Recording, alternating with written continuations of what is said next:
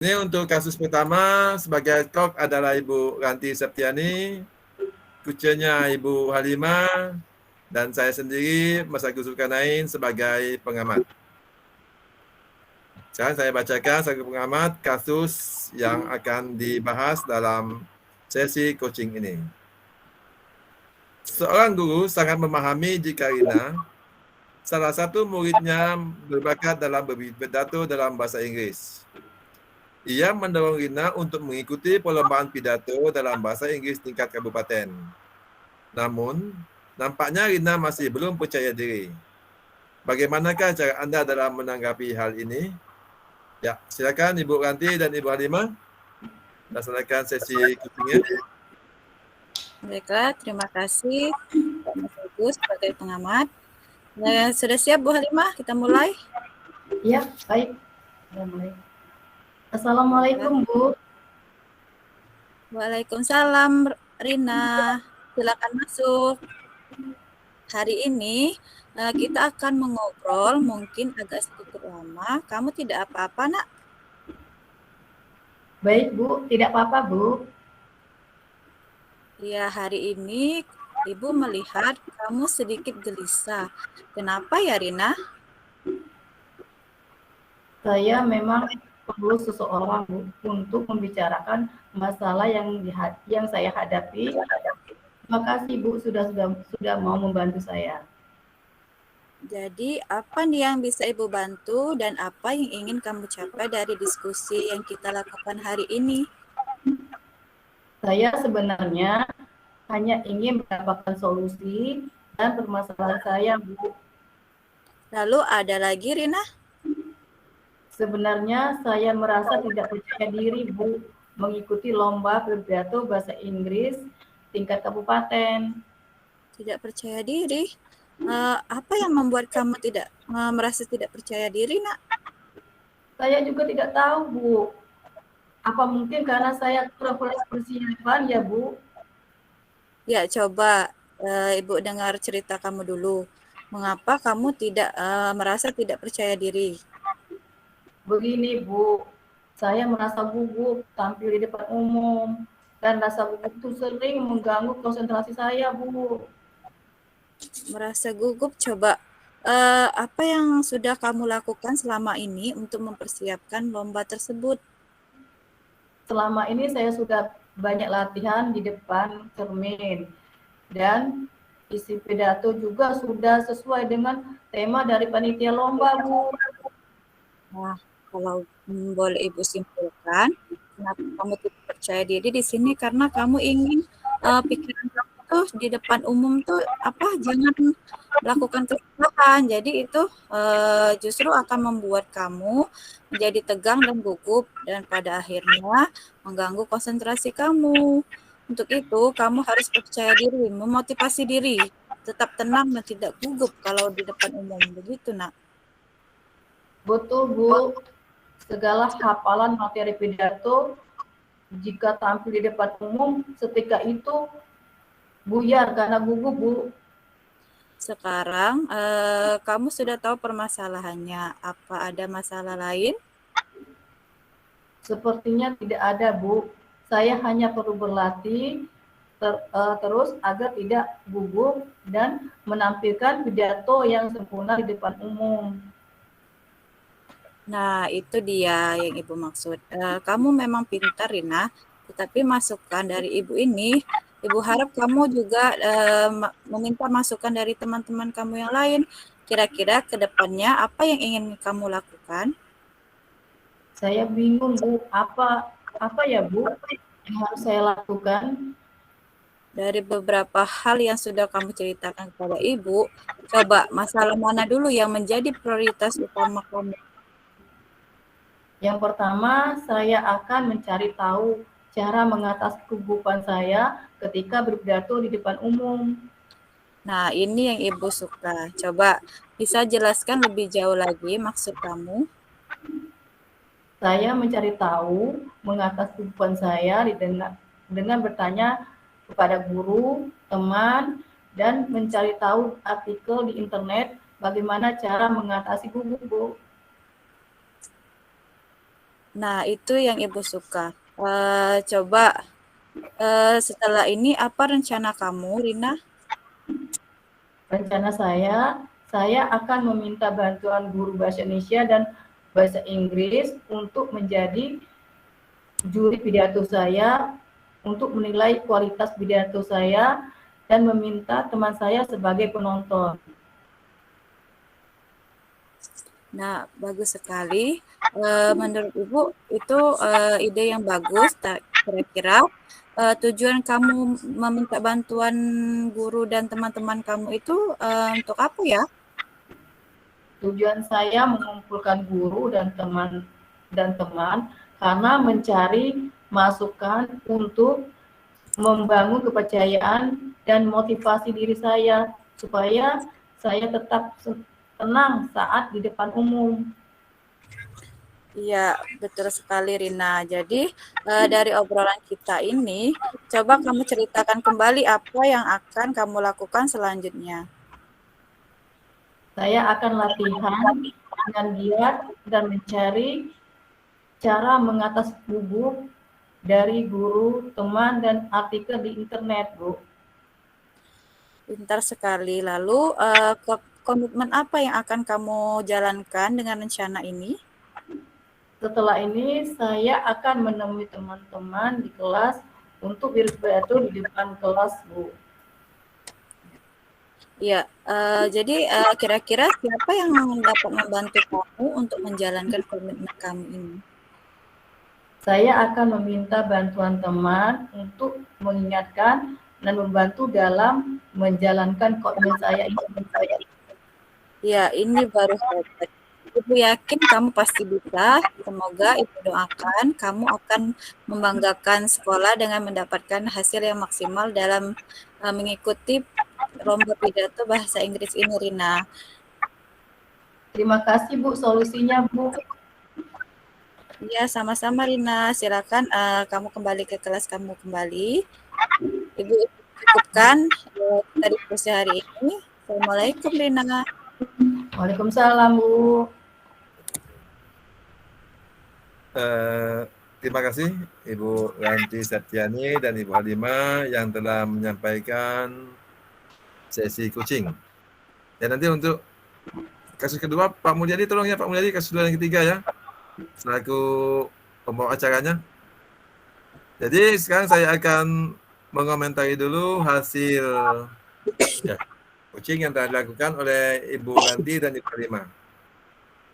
Jadi dalam yang pertama mengenai tujuan, jadi di situ sudah tergambar ya bahwa Ibu Halimah dan Ibu Ranti tadi telah menyampaikan tujuan dari sesi coaching mereka, yaitu mendapatkan solusi. Jadi Ibu Halimah menyampaikan permasalahannya ya belum mampunya dia untuk tampil ya sebagai salah satu peserta lomba bahasa Inggris. Nah, dalam identifikasi ya di situ coachnya sudah menggali ya pertanyaan-pertanyaan yang mengarah pada identifikasi potensi. Jadi yang ditanyakan apa yang sudah kamu lakukan selama ini. Nah, jadi kemampuan-kemampuan yang telah dilakukan oleh Rina tadi ya itu diungkapkannya. Terus ditanyakan lagi masalah mana yang menjadi prioritas. Nah, jadi ya Ibu Halimah selaku Rina menyampaikan ya masalah yang jadi prioritasnya adalah begini tadi, dia mengatasi kegugupannya. Untuk yang ketiga rencana aksi, di sini ya coachnya sudah mencoba ya bertanya kepada coachnya ya bagaimana ya cara dia mengatasi masalah tersebut. Ya, jadi dia minta Rina menceritakan kembali rencana untuk ya dia mempersiapkan lomba nanti. Jadi di sini Rina sudah menjawab bahwa dia akan membaca artikel cara mengatasi gugup dan juga meminta bantuan temannya. Dan untuk yang bagian terakhir tanggung jawab, ya di situ sudah tadi ditanyakan oleh Scott ya bagaimana cara Rina untuk komitmennya ke depan. Di situ sudah dijawab oleh Rina bahwa untuk komitmen dia ke depan ini dia akan berlatih agar tidak gugup. Ya, dengan cara meminta bantuan guru bahasa Indonesia dan bahasa Inggris, dan juga meminta bantuan teman ya untuk mengingatkan. Sehingga nanti ya Rina tidak akan lagi mengalami kegugupan dan bisa tampil ya dalam lomba tersebut. Itu saja yang perlu saya sampaikan, Ibu Ranti, Ibu Halimah. Bagaimana? Terima kasih Pak sebagai pengamat. Ya, jadi sudah bagus ya. Ya, Iya, sudah bagus. Oke, kita lanjut.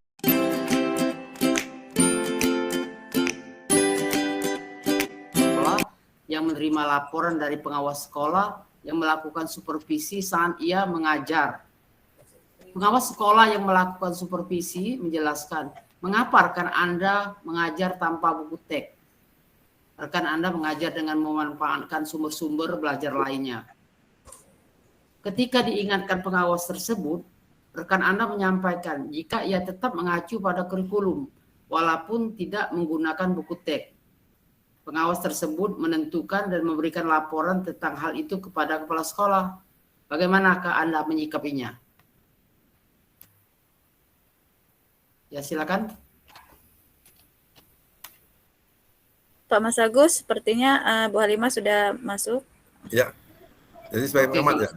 Silakan. Ya.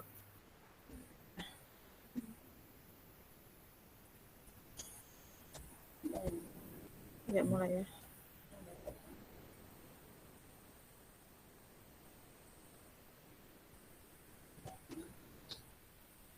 Ibu Ranti, silakan. Iya Pak. Assalamualaikum, selamat siang Pak. Waalaikumsalam warahmatullahi wabarakatuh. Selamat siang Ibu Ranti. Ada yang bisa saya bantu, Bu? Iya Pak, ada sedikit permasalahan yang masih mengganjal di hati. Jadi saya mau berbincang-bincang dengan Bapak. Apakah Bapak masih punya waktu? Silakan Bu. Apa yang mau kita perbincangkan? Begini Pak, saya mendapat teguran dari kepala sekolah karena pada waktu supervisi pengawas kemarin saya tidak menggunakan buku teks waktu mengajar. Oh, begitu Bu. Baiklah, kita perbincangkan bersama. Mak tolong cas sama. Jadi apa tujuan dari perbincangan kita ini? Setelah kita berbincang ini, saya berharap saya menemukan solusi dari permasalahan yang saya hadapi ini, Pak. Oh, begitu Bu. Iya. Jadi Ibu tadi mengatakan bahwa Ibu mendapat teguran dari kepala sekolah. Karena pada waktu supervisi pengawas, Ibu tidak menggunakan buku teks pada waktu mengajar. Iya, Pak, benar begitu. Mengapa begitu, Bu? Sebab saya merasa sudah mengajar dengan menggunakan sumber-sumber lainnya, Pak. Begitu ya, Bu. Kira-kira apa saja yang sudah Ibu lakukan sebagai kekuatan Ibu pada waktu mengajar? Pada waktu mengajar, saya sudah menggunakan alat peraga dan alat-alat pendukung lainnya, termasuk media internet, Pak. Wah, bagus itu, Bu. Berarti Ibu sudah kreatif sebagai seorang guru. Apalagi yang Ibu lakukan? Waktu mengajar, saya juga menjelaskan materi dengan menggunakan alat peraga, Pak. Ibu bisa menggunakan alat peraga tersebut berpedoman pada apa? Untuk penggunaan alat peraga itu, saya berpedoman pada silabus dan materi pembelajaran saat itu, Pak. Nah, sekarang kira-kira materi tersebut Ibu ambil dari mana? Dari buku teks, Pak. Oh iya, Pak. Berarti buku teks berguna ya? Iya, Bu. Ibu teks berguna juga. Kalau Ibu mengajar tanpa menggunakan buku teks, apa yang dilakukan murid? Menurut saya, murid cukup mendengar dan memperhatikan saya saja, Pak. Nah, kalau menurut Ibu, murid cukup mendengar dan memperhatikan, menurut pengamatan Ibu, apa semua murid memperhatikan dan memahami penjelasan Ibu? Tidak juga, Pak. Mungkin cuma sebagian murid yang memperhatikan dan memahami penjelasan saya. Nah, itu. Jadi menurut Ibu, bagaimana hasil supervisi yang dilakukan pengawas kemarin? Iya ya Pak ya. ternyata saya kurang perhatian. Penilaian dilakukan oleh pengawas itu saya rasa sudah benar ya Pak. Saya hanya menggunakan media lain tapi tidak menggunakan buku teks. Nah, berarti Ibu sudah tahu. Nah, sekarang bagaimana rencana Ibu selanjutnya untuk pembelajaran berikutnya? Untuk selanjutnya, Pak, pertama saya akan meminta maaf Pak kepada pengawas dan kepala sekolah atas kesalahan yang kemarin, dan saya akan berjanji akan mematuhi saran-saran dari beliau, Pak. Selanjutnya Ibu, Selanjutnya saya akan masukkan atau menggunakan buku teks sebagai sumber belajar dari saya dalam mengajar itu, Pak. bagus. Nah, berarti Ibu sudah bisa. Sekarang apa komitmen Ibu terhadap rencana yang sudah Ibu sebutkan tadi? Saya berkomitmen dalam setiap mengajar, selain sumber-sumber lain yang relevan dalam mengajar, saya akan menggunakan juga buku teks sebagai salah satu sumber belajar yang utama, Pak. Nah, tepat Bu. Nah, sekarang menurut Ibu, siapa yang dapat menjaga komitmen Ibu dalam melaksanakan rencana ini? Menurut saya, untuk selanjutnya saya akan meminta bantuan kepada guru lain ataupun kepala sekolah untuk memeriksa RPP yang akan saya gunakan. Sesekali saya akan juga meminta pengawas mengawasi saya kembali, Pak, dalam Oke, Bu. mengajar. Oke, Bu. Berarti Ibu sudah menemukan sendiri solusi dari permasalahan yang masih mengganjal di hati Ibu. Sekarang, Iya, bagaimana Pak. perasaan Ibu setelah perbincangan ini? Alhamdulillah, Pak. Sekarang saya merasa lega dan puas setelah perbincangan kita ini. Terima kasih ya, Pak, atas bantuannya. Sama-sama, Bu. Tetap semangat. Iya, Pak. Semangat. Nah, selesai, Pak Mulyadi? Bu Halimah? Baik, saya selesai antara coach dan coach yang dilakukan dan coachnya sama Bu Ranti. Dari sini pembicaraan antara coach dan coach ya untuk bertanya di mana ada tujuan itu permasalahan yang dihadapi soal kepada teman sejabatnya, itu permasalahan yang menanggapi tentang laporan dari rekan gurunya. Nah, investigasinya sudah jelas ini kan apa sudah sebagai ibu kekuatan dalam menyampaikan materi tanpa teks tadi. Itu saya sudah menggunakan peralatan lainnya termasuk media internet. Nah, itu waktu mengajar juga mengatakan waktu mengajar saya sudah jelaskan materi dengan menggunakan alat peralatan tersebut. Jadi di sini sudah ada identifikasi antara coach di sini. Nah, di sini juga rencana sudah diungkapkan oleh coach yang ditanyakan oleh coach itu rencana apa selanjutnya akan dilakukan oleh coach. Di sini coach juga mengatakan bahwa akan meminta maaf pada pengawas dan kepala sekolah atas kesalahan kemarin dan berjanji akan mematuhi saran-saran beliau. Dan selanjutnya masukkan menggunakan teks sumber belajar dalam mengajar.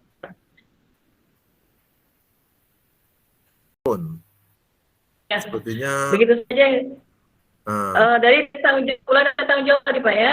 Jadi dari tanggung jawabnya itu sudah ada komitmen antara itu berkembang dan sumber lain yang dalam mengajar menggunakan juga buku sebagai sumber yang utama. Itu saja yang disampaikan dari terima kasih.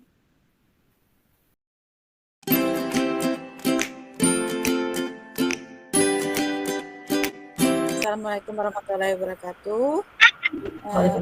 Kasus kedua ini Saya sendiri, Ranti Septiani, sebagai pengamat.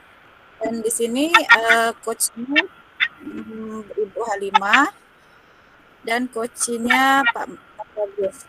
Adapun kasus kedua ini akan saya bacakan, yaitu seorang murid bercerita jika dia merasa diperlakukan tidak adil oleh guru. Guru tersebut membuka les privat dan sebagian besar murid di kelas mengikuti les privat tersebut, kecuali murid tersebut. Murid tersebut merasa tidak nyaman ketika guru sering menyindir murid yang tidak mau ikut les privat. Bahkan, murid tersebut juga merasa bahwa nilai yang diberikan tidak adil. Para murid yang mengikuti les, guru tersebut mendapatkan nilai yang lebih baik dari murid tersebut. Bagaimana cara Anda menanggapi hal tersebut? Coba kita silakan kepada Ibu Halimah dan Pak Mas Agus untuk mempraktikkan coachingnya. Terima kasih. Assalamualaikum warahmatullahi wabarakatuh. Waalaikumsalam. Mari duduk sini, Nak. Ada yang bisa Ibu bantu? Dan apa yang kamu harapkan dari diskusi kita hari ini? Ya, Bu, ada. Saya berharap setelah diskusi ini saya mendapatkan jalan keluar apa yang selama ini saya rasakan. Apa yang kamu rasakan? Begini, Bu, saya itu merasa tidak nyaman dan merasa tidak adil atas perlakuan guru yang telah membuka les privat, Bu. Mengapa kamu tidak terasa nyaman dan merasa tidak adil pada guru yang membuka les privat? Iya, Bu. Itu karena gurunya itu, Bu, sering menyindir murid yang tidak mau ikut les, Bu. Dan juga nilai yang diberikannya selalu tidak adil kepada murid yang tidak ikut les, seperti saya, Bu. Jadi nilai saya itu seringkali kecil. Mengapa kamu tidak ikut les privat? Ya, karena jadwal les privatnya kebetulan, Bu, bersamaan dengan waktu saya pergi mengaji, Bu. Apakah nilai yang diambil dari tugas yang diberikan kepada kalian? Ya, Bu. Biasanya nilai yang diambil dari tugas yang diberikan oleh guru tersebut. Apakah bisa jadwal les ngajinya diatur lagi waktunya sehingga kamu bisa mengikuti les privat? Berarti materi tugas yang diberikan ada yang disampaikan sewaktu les privat sehingga kamu tidak bisa mengerjakan tugas yang diberikan dan mendapatkan nilai lebih rendah dari temanmu yang mengikuti les privat. Insya Allah, Bu. Nanti saya coba tanyakan sama guru ngaji saya untuk mengatur jadwal les mengaji saya. Sehingga saya tetap bisa mengikuti les privat. Memang benar, Bu. Materi yang disampaikan sewaktu les privat lebih mendetail dan lebih jelas lagi. Karena banyak tugas latihan dan dibahas secara bersama-sama. Setelah ini apa yang akan kamu lakukan? Jadi setelah kegiatan ini, Bu, ya saya akan berusaha selalu mengikuti les privat setelah saya mendapatkan konfirmasi jadwal les mengaji saya dari guru mengaji, Bu. Jadi supaya jadwal les tersebut tidak bertabrakan dengan jadwal les privat. Baik, bagus itu rencananya. Siapa yang bisa membantumu? Ya, saya akan meminta bantuan teman, Bu, utamanya Siti, karena Siti itu sudah les privat. Mudah-mudahan Siti mau membantu saya ya dalam setiap pengerjaan tugas di les privat, Bu. Baik. Baiklah, berarti kamu sudah bisa mencari cara untuk menyelesaikan ketidaknyamanan dan ketidakadilan nilai yang kamu rasakan. Semoga apa yang kamu lakukan bisa bermanfaat dan mempermudah langkahmu. Ya, Bu, terima kasih atas bantuannya. Semoga saya bisa mengatur ulang jadwal les mengaji dan les privat saya, Bu, sehingga saya tetap bisa mengikuti les privat dan juga les mengaji tanpa meninggalkan salah satunya. Terima kasih Bu atas bantuannya. Sama-sama. Baiklah. Kita akhiri dengan wassalamualaikum warahmatullahi wabarakatuh. Waalaikumsalam warahmatullahi wabarakatuh. Ya, kita lanjut. Baiklah, berdasarkan hasil observasi praktek coaching yang dilakukan Ibu Halimah dan Pak Mas Agus, di sini berperan sebagai coachnya Ibu Halimah dan coachingnya Pak Mas Agus, mengacu pada kasus kedua ini dengan pada model Tirta. Yang pertama tujuan. Di sini saya melihat coach sudah menyampaikan pembuka dan coach dapat menyampaikan tujuan hendak dicapai selama proses coach, yaitu mencari solusi dari permasalahannya. Kemudian yang kedua, identifikasi. Coach di sini sudah aktif dalam memberikan tanggapan dan umpan balik sehingga dapat mengidentifikasikan permasalahan yang dialami oleh coach dengan menanyakan mengapa kamu tidak nyaman dan merasa tidak adil pada guru yang membuat les seperti tersebut. Kemudian dari model serta yang ketiga, R, rencana aksi. Di sini coach sudah mampu mengambil keputusan sendiri ketika coaching sudah mampu mengambil keputusan sendiri. Di sini ketika coach sudah menanyakan, mengajukan pertanyaan, di sini membuat coach dapat mengeksplorasi jawaban yang dimilikinya. Kemudian yang terakhir, tanggung jawab. Saya lihat coach sudah bertanya untuk menggerakkan coaching untuk mengambil komitmen. Jadi di sini sudah ada tanggung jawab dari aksi yang akan dilakukan oleh coach. Itu saja hasil pengamatan dari saya untuk coach dan coachingnya. Saya akhiri. Wassalamualaikum warahmatullahi wabarakatuh. Waalaikumsalam warahmatullahi wabarakatuh.